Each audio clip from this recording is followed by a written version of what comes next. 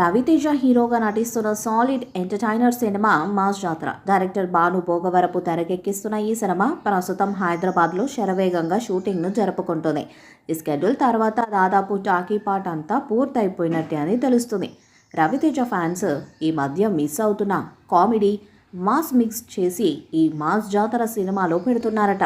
అంతేకాకుండా ఈ సినిమాలో రవితేజ కెరీర్లో భారీ హిట్ ఈడియట్ సినిమా నుంచి సూపర్ హిట్ సాంగ్ చూపులతో గుచ్చి గుచ్చి అనే సాంగ్ను రీమిక్స్ చేయాలా చూస్తున్నారని రూమర్ వినిపిస్తుంది. ఈ పాట అప్పటి నుంచి ఇప్పటి వరకు కూడా మంచి ఊపును తెప్పించిన పాటే. ఒకవేళ ఈ న్యూస్ నిజమైతే ఇప్పుడు మరొకసారి థియేటర్స్లో ఫ్యాన్స్ రచ్చ చేయడం కన్ఫర్మ్.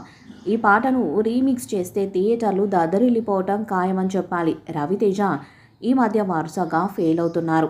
ప్రతిసారి కొత్త కంటెంట్తో వచ్చే ప్రయత్నం చేస్తున్నాడు, కానీ కమర్షియల్గా వర్కౌట్ కావడం లేదు. కానీ ఈసారి గ్యారెంటీగా హిట్ కొట్టేలా ఉన్నాడనిపిస్తుంది. అందుకు కారణం ఈ మూవీ హిట్ మెషిన్లా మారిన సితారా బ్యానర్ నుంచి వస్తుండటమే. ఈ ధమాకా తర్వాత శ్రీలీల మరొకసారి మాస్ జాతరతో రవితేజతో జోడీ కట్టిన చిత్రం. మ్యూజిక్ డైరెక్టర్ బీమ్స్ సిసిరోలియో సంగీతాన్ని అందిస్తున్నాడు.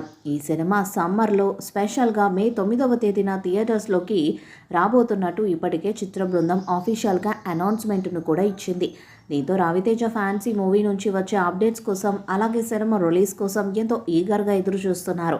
తాజాగా అందుతున్న సమాచారం మేరకు రవితేజ ఫ్యాన్స్కు నిరాశ ఎదురైంది. ప్రజెంట్ చిత్రీకరణ శరవేగంగా జరుపుకుంటున్న ఈ మూవీ షూటింగ్ ఇప్పటి వరకు 75% మాత్రమే కంప్లీట్ అయినట్టు తెలుస్తుంది. దీంతో రవితేజ మాస్ జాతర సినిమా మే 9వ తేదీన థియేటర్స్లోకి వచ్చే అవకాశాలు చాలా తక్కువగా ఉన్నట్టు ఫిలిం వర్గాల నుంచి సమాచారం. అంతేకాకుండా మే నెలాఖరు నాటికి షూటింగ్ పాటు పూర్తి చేయాలని మేకర్స్ చూస్తున్నారట.